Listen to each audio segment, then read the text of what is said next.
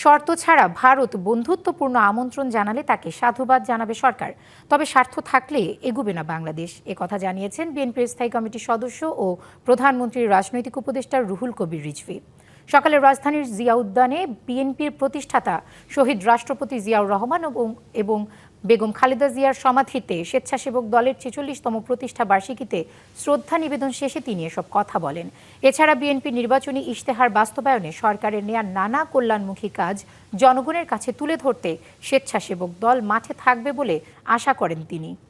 বাংলাদেশ সমতার ভিত্তিতে সকলের সাথে বন্ধুত্ব করতে চায়, কিন্তু কোনো শর্ত দিয়ে বন্ধুত্ব হয় না। বাংলাদেশ সরকার প্রত্যেক দেশের সাথে বন্ধুত্বের প্রকাশ্যে যে ঘোষণা দিয়েছেন, নিশ্চয়ই এইখানে যদি অন্য কিছু না থাকে তাহলে অবশ্যই সমতার ভিত্তিতে সকল দেশের সাথেই আমাদের প্রধানমন্ত্রী তিনি সম্পর্ক রাখবেন। নগদ নিয়ে এলো হার না মানা হার অফার। সর্বনিম্ন ১০,০০০ টাকা রেমিটেন্স নগদে পাঠালে থাকছে স্বর্ণের হার জেতার সুযোগ।